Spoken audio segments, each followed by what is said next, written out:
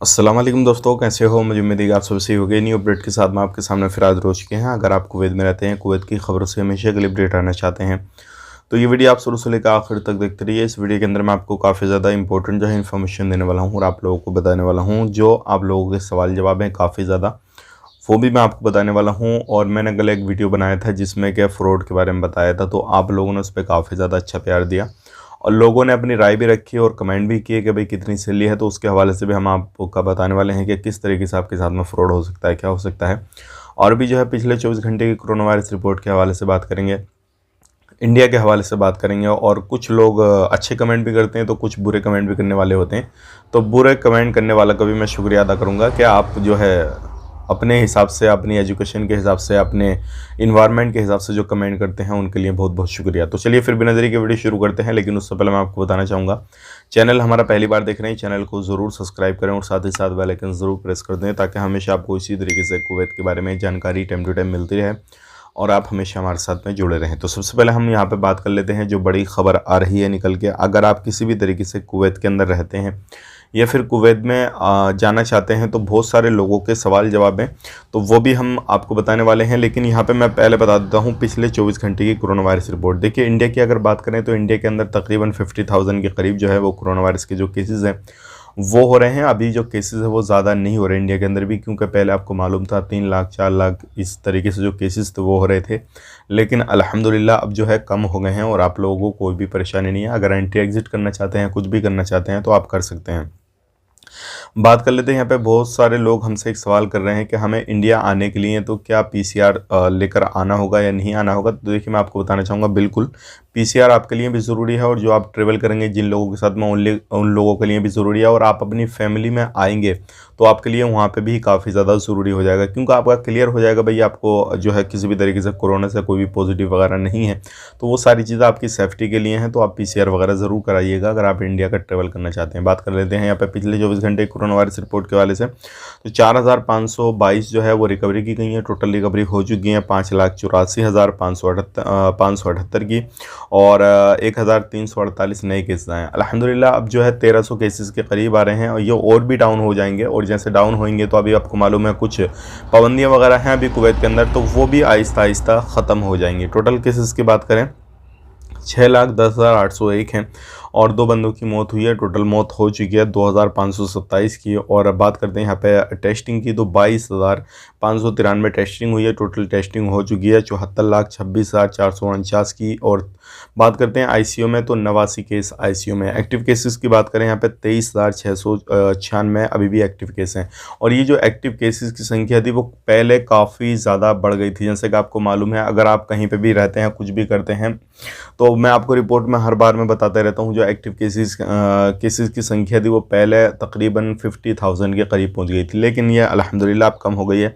अगर कोरोना से रिलेटेड कोई भी बंदा इन्फॉर्मेशन वगैरह जो भी है लेना देना चाहता है, तो वो 151 पे कॉल करके इन्फॉर्मेशन वगैरह जो भी है लेना देना चाहता है वो ले दे सकता है। बात कर लेते हैं यहाँ पे अगली खबर की तरफ। जो अगली खबर आ रही है निकल के, यहाँ पे बहुत सारे लोग जो है परेशान रहते हैं कि भाई हमें जो है यहाँ पे प्रॉब्लम आ रही है, सारी चीज़ आ रही है, तो क्या हम इंडियन एम्बेसी से कॉन्टैक्ट कर सकते हैं या नहीं कर सकते हैं। तो देखिए, अगर आपको कोई भी सैलरी को लेकर प्रॉब्लम आ रही है, आपका कफिल आपको प्रॉब्लम कर रहा है, या फिर आप जो है कहीं पे कोई भी काम करते हैं लेकिन लीगल होनी चाहिए, इलीगल मसले में कोई भी आपकी मदद नहीं हो पाएगी। हाँ, इलीगल मसले में ये मदद आपकी हो जाएगी। आपको वो तरीका बता देंगे किस तरीके से आपको कुवैत को छोड़ना है, क्या क्या हेल्प चाहिएगी, वो सारी चीज़ आपकी करेंगे। लेकिन ध्यान रखिएगा, जो लीगल तरीके से लोग उनसे कॉन्टैक्ट करेंगे तो उनकी फुल मदद वो करेंगे इंडियन एम्बेसी वाले। और ये काफ़ी अच्छी है, आप इंडियन एम्बेसी से कॉन्टैक्ट कर सकते हैं। अगर आपके नज़दीकी कहीं पे भी कोई भी काम करना चाहते हैं तो आप ज़रूर जो है उनसे कॉन्टैक्ट करें। बात कर लेते हैं यहाँ पे कुछ लोगों के आप कमेंट आए हैं, सभी लोगों के बारे में हम यहाँ पे बात करेंगे, अच्छे बुरे सभी तरीके के कमेंट हैं। तो सबसे पहले हम यहाँ पे बात कर लेते हैं, ये इनका नाम है काजी आरिफ और इन्होंने 7 मिनट पहले कमेंट किया है। मैं जब वीडियो बना रहा हूँ उससे 7 मिनट पहले इन्होंने कमेंट किया है। वीडियो में तकरीबन जो बना रहा हूँ ये इंडिया के हिसाब से बता रहा हूँ मैं, टाइम लगभग 8 से 9 बजे के बीच में है। इसको मैं एडिट वगैरह पूरा कर दूंगा, लगभग 9:30 बजे ये वीडियो पब्लिश हो जाएगी। तो इन्होंने कमेंट किया है, अस्सलाम वालेकुम भाई, प्लीज़ हेल्प करो,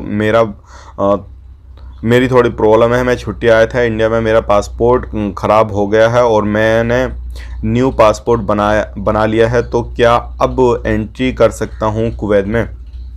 देखिए, मैं आपको बताना चाहूँगा, अगर आप छुट्टी आए थे, अगर आपका वीज़ा जो है वो वैलिड है, अगर आपका पासपोर्ट ख़राब हो गया, कोई इशू नहीं है। आपको दोबारा से जो है कुवैत एम्बेसी जाना होगा। जैसे इंडिया के अंदर भी जैसे आपको मालूम है एम्बेसी वगैरह है, वहाँ पे जाना होगा, सारी चीज़ें वो आपको दोबारा से वीज़ा वगैरह वो कराना होगा, और उसके बाद में उसी वीज़ा पे आप आराम से जा सकते हैं।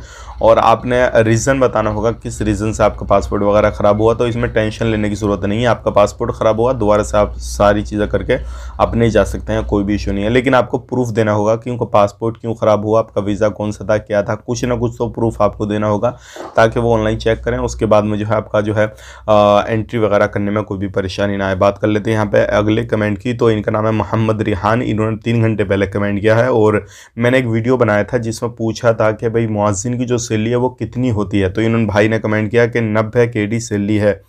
तो इनके लिए मैं आपको जो है शुक्रिया अदा करूंगा कि भाई आपने बताया कि 90 KD सैलरी होती है, क्योंकि मैंने उस वीडियो में बताया था 240 KD सैलरी जो थी वो किसी ने लगाई थी, और वो बिल्कुल फ़र्ज़ी था मेरी तरफ से। तो मैंने उसको चेक वगैरह किया, मुझे कहीं से कहीं तक वो जेन्युइन नहीं लगा। तो मैंने वीडियो में आपसे पूछा था कि इसके बारे में बताइए, तो इन्होंने जवाब दिया। बहुत बहुत शुक्रिया इनका।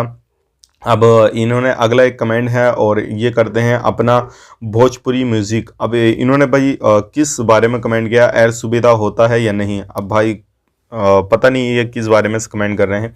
एयर सुविधा का मतलब मुझे मालूम नहीं है, ठीक है ना। बाकी कोई भी रहेगा तो मैं आपको बता दूंगा अगर इससे रिलेटेड मेरे पास में जानकारी रहेगी।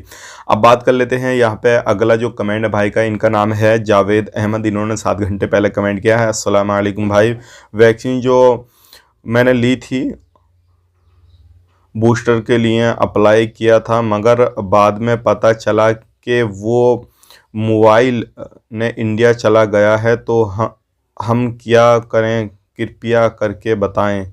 अब इनका मतलब जो है कहने का वो ये है, हमने जो वैक्सीन ली थी, जिस मोबाइल से ली थी, वो मोबाइल इंडिया चला गया, तो हमें क्या करना होगा बूस्टर वैक्सीन के लिए। तो देखिए, मैं आपको बताना चाहूँगा, अगर आपका मोबाइल इंडिया चला गया है किसी भी तरीके से, तो कोई घबराने की ज़रूरत नहीं है।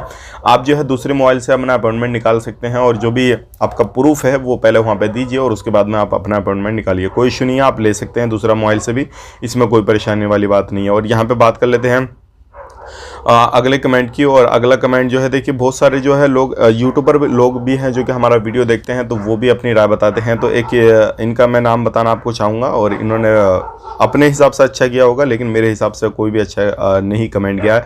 और इनका नाम है how to now in Hindi. इन्होंने 12 घंटे पहले कमेंट किया है। 1 मिनट तक सिर्फ बकवास बिरु यो बकवास, आखिर में क्या करें। अब कुछ पता नहीं है भाई, इनको बकवास लग रही है, क्या लग रहा है क्या नहीं लग रहा, बाकी तो खुदा बेहतर जाना है। ऐसे कमेंट करने के लिए भी मैं शुक्रिया अदा करूंगा कि आप लोग इस तरीके से कमेंट करते हैं, कोई इशू नहीं है। और अगला कमेंट है इनका, एक भाई है, ये पूछ रहे हैं टूरिस्ट वीज़ा स्टार्ट होगा क्या नेक्स्ट मंथ? तो बिल्कुल इंशाल्लाह टूरिस्ट वीज़ा अगले मंथ जो है वो स्टार्ट हो जाएगा, और बाकी इससे रिलेटेड कोई भी जो है जानकारी आएगी। और ये भाई हैं बोल रहे हैं थैंक यू भाई, तो थैंक यू। और कुछ हाय बोल रहे हैं, कुछ बोल रहे हैं। एक कमेंट और आया है नदीम खान करके, 11 घंटे पहले इन्होंने कमेंट किया है। मैंने पूछा था मौज़िन के बारे में, तो इन्होंने भाई ये बताया भाई कि 90 KD से 100 KD तक इनकी सैलरी रहती है मौज़िन वालों की। तो इन्होंने कुछ कमेंट दिए थे, मुझे बताए हैं, तो ये काफ़ी ज़्यादा मेहरबानी है आपकी, आप लोगों ने इस तरीके से कमेंट किए, मुझे जानकारी दी कि भाई इतनी सैलरी मिल जाती है, इतना हो जाता है मौज़िन के लिए, ताकि मैं लोगों को बता सकूँ और उनके साथ में जो फ्रॉड हो रहा है वो भी बच सके। तो उम्मीद करता हूँ वीडियो पसंद आए तो लाइक करें, चैनल को सब्सक्राइब करें, और इसी तरीके की जानकारी हमेशा आपको टाइम टू टाइम चाहिए तो आप ज़रूर हमारे साथ में जुड़े रहें। और आपका कोई भी कमेंट सवाल कोई भी सवाल जवाब है तो कमेंट करना ना भूलें, इंशाल्लाह आपको जवाब मिल जाएगा, और हम वीडियो के माध्यम से भी आपको जवाब दे देंगे। मिलेंगे किसी नेक्स्ट वीडियो में। आप अपना ख्याल रखें, अपनी फैमिली वालों ख्याल रखें। Take care, bye bye.